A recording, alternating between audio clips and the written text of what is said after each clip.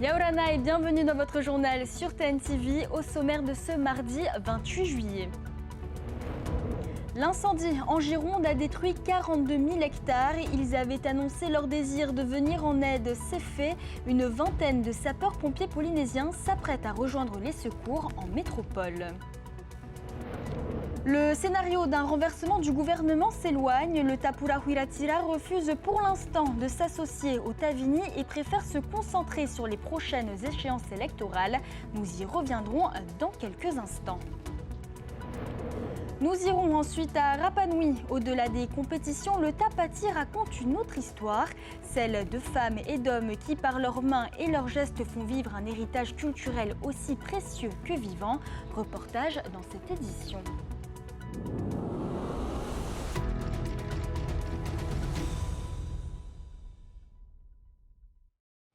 Quand le feu fait ravage, la solidarité franchit les océans. Une vingtaine de sapeurs-pompiers polynésiens vont bientôt quitter le Whenua pour renforcer les secours dans le sud-ouest de l'Hexagone. Une mobilisation rendue possible grâce au pays et à Air Tahiti Nui, tandis que la participation de l'État, elle, reste en suspens. Les explications avec Laure Philibert et Matai Rorei.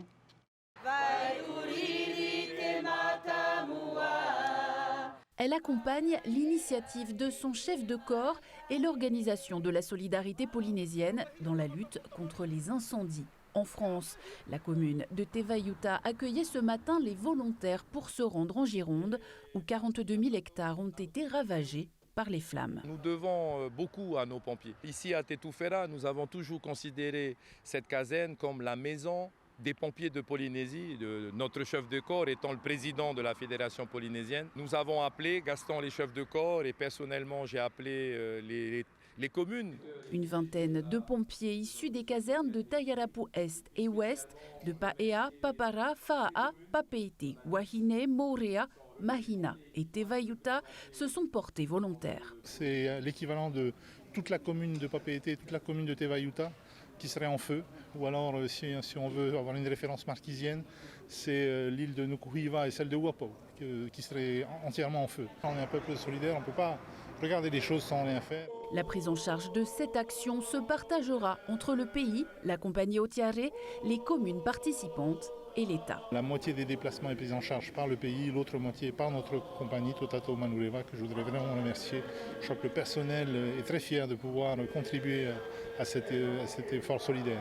J'ai fait remonter la demande de solidarité également plus au niveau de l'État, donc au président de la République. Nous sommes dans l'attente de la réponse de l'État, notamment sur la prise en charge de certains frais. Nous n'avons pas forcément des dizaines et des dizaines de pompiers qui vont se déplacer, mais ce petit détachement va amener une différence. Non seulement du réconfort, mais surtout des solutions pour essayer d'éteindre ces feux qui sont exceptionnels. Près de la moitié des soldats du feu ont déjà participé au secours déployé en 2022 dans la même zone. Pour Calais, de la caserne de Paea, ce sera une première sur un incendie de cette envergure. De Paea, on est 5 prévus. Une inquiétude quand même de laisser notre famille de côté. Et une fierté aussi pour représenter la Polynésie. Ils sont que des pères de famille, ils ont des époux, des femmes, tout ça. Et c'est là ma crainte. Il faut vraiment qu'on essaie qu'on soit solidaires entre nous-mêmes, les pompiers. Les volontaires doivent s'envoler pour l'Hexagone vendredi soir. À Reatea, un homme de 48 ans a perdu la vie hier après-midi après la chute de son engin de chantier dans un ravin à Uturoa. Malgré l'intervention des secours, il n'a pas pu être réanimé. Une autopsie a été ordonnée pour déterminer les circonstances exactes de l'accident. En politique, pas d'alliance avec le Tavini pour renverser le gouvernement de Moetai Broderson. Réuni hier soir, le Tapura Huiratirá a réaffirmé que sa priorité reste la population polynésienne et les prochaines échéances électorales. Les précisions de Sam Teinaure. La décision qui m'a été faite ce soir, tu ne bouges pas et tu attends. En clair, le Tapura Huiratirá ne prendra aucune initiative pour renverser le gouvernement de Moetai Broderson. La consigne reste la même, laisser le Tavini Huiratirá régler la crise politique qu'elle traverse. Mais à aucun moment, la motion de défiance n'a été totalement écartée de l'équation, car le constat fait par le Tapura Huiratira aujourd'hui est que le président Moïtai Broderson a en partie remporté son premier bras de fer par le biais de l'article 156.1. Il devra tout de même représenter ses collectifs budgétaires qui permet, selon Edouard Fritsch, d'acheter des voix. Il peut toujours amender, puisqu'il faut quand même corriger quand on ne dit pas la vérité, complètement la vérité. Mais ce collectif, je vous assure,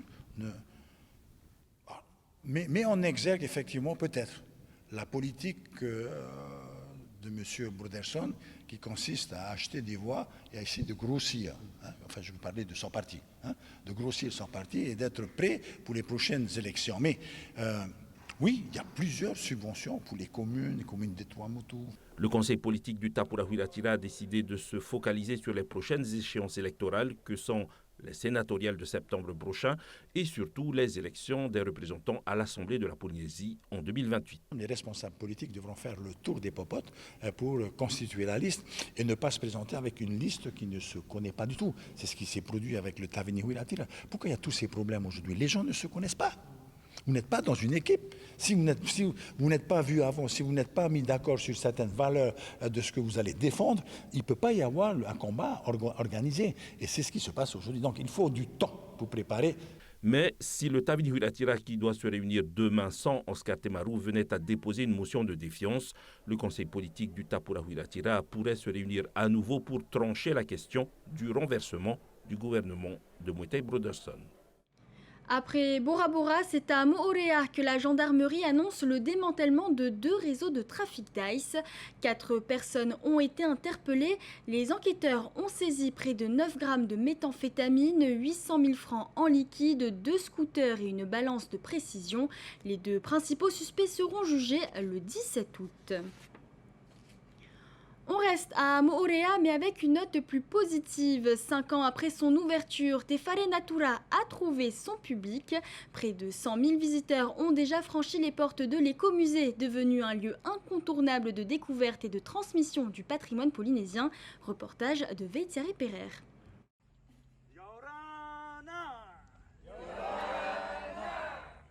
C'est en grande pompe que Te Whare Natura a célébré lundi soir ses 5 ans d'existence.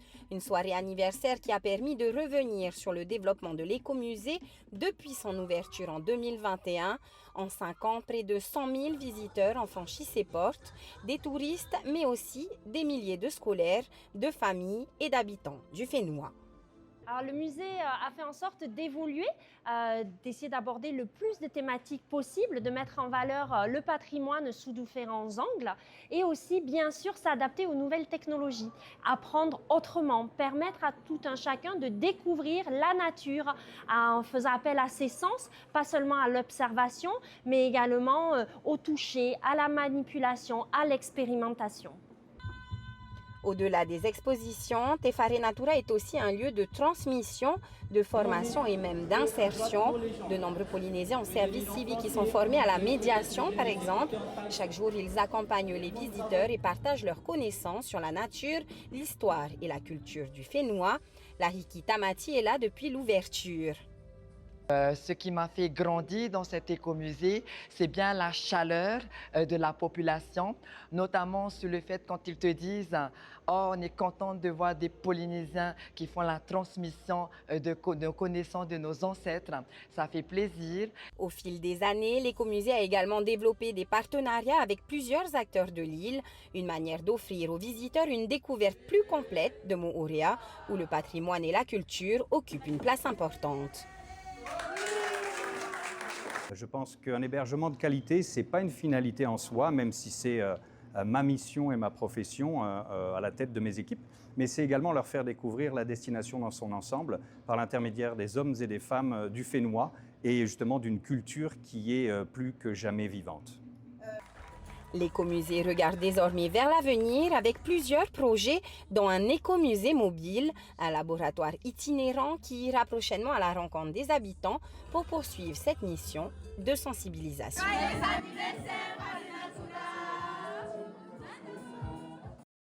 Place à un geste simple mais essentiel pour garantir des réserves de sang suffisantes. Tout au long de l'année, le centre de transfusion sanguine multiplie les collectes au plus près de la population. Ce matin, une collecte était organisée à la mairie de Punaouia. Hoanui, Atuariva et Rarauma Achong s'y sont rendus. Un geste simple qui peut sauver des vies. Une quarantaine de donneurs se sont mobilisés ce matin à la mairie de Punaouia pour une collecte organisée par le centre de transfusion sanguine. 2 fois par semaine, les équipes se déplacent dans les communes, les entreprises, les administrations ou encore les établissements scolaires pour faciliter le don au plus près de la population. Ça fait 35 ans que je donne mon sang, 3 fois par an. Donc c'est un rendez-vous régulier. Et puis c'est tellement facile, c'est pas loin de chez moi, à la mairie de Punaouia. C'est tout à fait pratique et je suis bien contente de pouvoir aider à ma façon. En tous les cas, aujourd'hui, je suis super étonnée. Il y a du monde. D'habitude, il n'y a pas autant d'attentes. Et là, je suis ravie de voir qu'il y a beaucoup de participants. Cette forte participation est une bonne nouvelle, mais les besoins restent constants. Le centre de transfusion sanguine doit recueillir au moins 120 dons chaque semaine pour maintenir un stock suffisant. Une demande qui augmente avec le développement des traitements médicaux et le vieillissement de la population. Tous les groupes sanguins sont recherchés, avec un besoin particulier pour les donneurs O négatifs. Alors on a besoin de tous les gens, avec tous les groupes sanguins qui sont A, B, AB et O. Et effectivement, il y a des périodes où on a plus spécifiquement besoin de dons de groupes A et O. Les O négatifs sont des gens aussi très sollicités, puisque c'est grâce à eux qu'on peut approvisionner les dépôts d'urgence que nous avons aux Marquises, à Moréa, à Rayatea et Taravo. Pour ceux qui ont raté le coche mais qui souhaitent encore donner leur sang, le centre de transfusion sanguine poursuit ses collectes mobiles dès demain à la mairie de Paea de 8h à 11h. Et on rappelle que pour donner votre sang, vous devez être âgé entre 18 et 70 ans. Je vous propose un voyage à Rapa Nui. Le Tapati est une fête populaire, un temps de célébration mais aussi de transmission. Derrière les compétitions et les festivités, des femmes et des hommes perpétuent des savoir-faire ancestraux. Sculpture, peinture, artisanat, ici chaque création raconte une part de l'histoire de l'île. Les précisions de Meriteato. À Rapa Nui, la culture ne se transmet pas seulement dans les livres. Elle s'apprend avec les mains. Chaque édition du Tapati offre aux anciens comme aux plus jeunes l'occasion de perpétuer des savoir-faire qui racontent l'histoire de l'île. Des gestes ancestraux mis à l'honneur lors des concours artistiques et artisanaux. C'est une compétition très difficile pour les candidats de Tignitigni Mahute. Il y a aussi la compétition de Traipaoa. Il y a aussi la compétition de Paru Mahute, qui est là-haut. Les candidats dessinent sur le thème de l'eau qui se perd ici. Il peut arriver qu'il ne pleuve plus pendant un certain temps et la terre ne garde pas l'eau. Tahiti a plus d'eau que Rapa Nui. Un thème inspiré par le quotidien des habitants de l'île, où l'eau est une ressource précieuse. Une contrainte qui nourrit la création artistique des compétiteurs. Je viens regarder ma petite fille. Qu'est-ce qu'elle fait là? Pour l'instant, tout ce qui est relationné à la mer. Depuis 7 h du matin, parce qu'elle adore participer dans tous les tapatis. Qu'est-ce qu'elle utilise comme matériel, comme peinture? Et kiea, mahute, voilà, et l'eau. Et de l'eau? Okay. Pour mélanger le kiea. Pour les visiteurs, ces gestes racontent une culture bien vivante. C'est la première fois à l'île de Pâques. Et on s'y plaît énormément. Je suis vraiment ému d'être ici, de voir tout ce que fait le peuple Rapa Nui. Merci pour l'opportunité. J'invite tout le monde à venir, à faire l'effort et à venir une fois dans leur vie. Au-delà de la performance, chaque épreuve devient un moment d'apprentissage. Les techniques se transmettent comme les valeurs qui les accompagnent. Y Orana, estamos preparados para la competición del Paoa. Les premiers, les premiers. El premier. ¿Por qué es muy importante que practicar Para, ¿cómo di? Para la continuación para los ngapoki. Ngapoki. Poki for the kids. Preserver. Oui, para conserver la transmission de la cultura Rapa Nui. Pour certaines, revenir sur son île natale, c'est comme retrouver une part de son identité. C'est une joie parce que ça fait 10 ans que je ne suis pas revenue chez moi, on va dire, à Rapa Nui.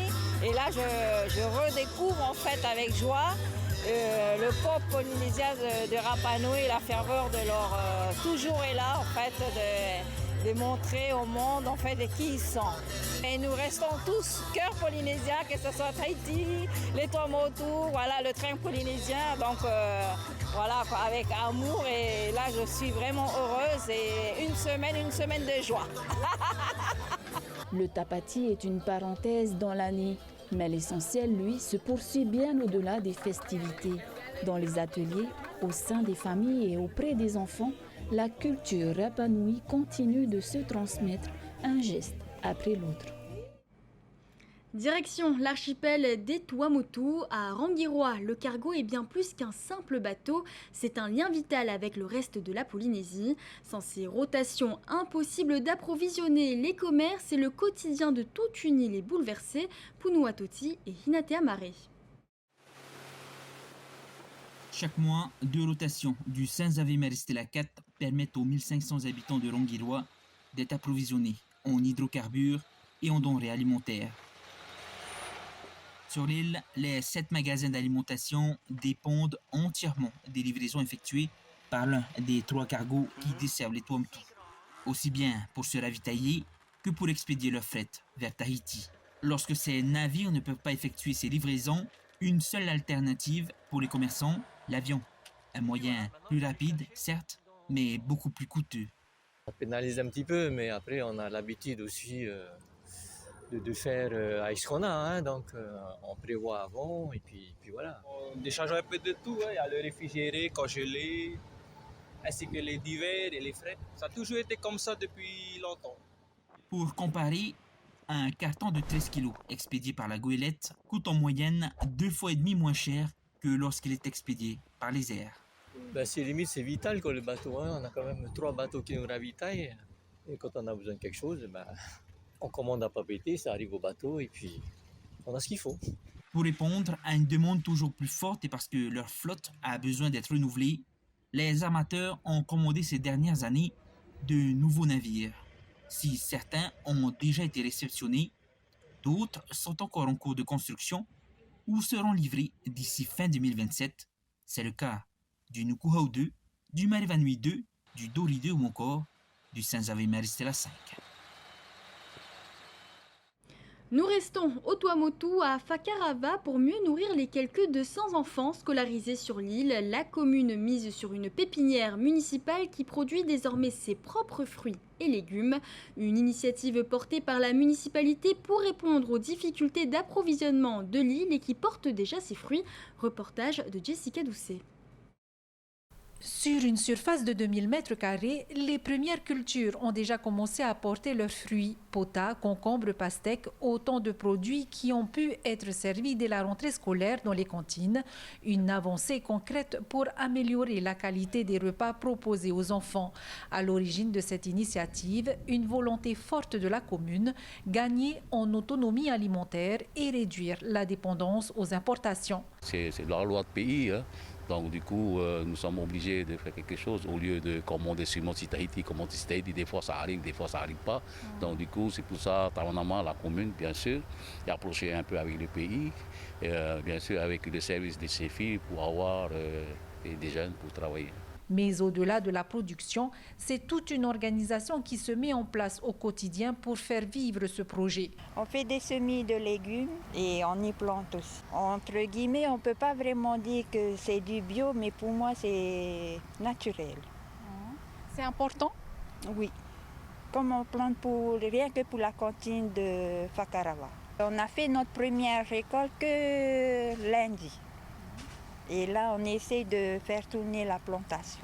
Pour pouvoir avoir des légumes et des fruits pour la cantine. Tout au long de l'année? Oui. À long terme, la commune espère atteindre une autonomie durable en fruits et légumes tout en trouvant le bon rendement pour répondre aux besoins des écoles. Une initiative locale qui pourrait bien faire germer d'autres projets similaires dans les îles.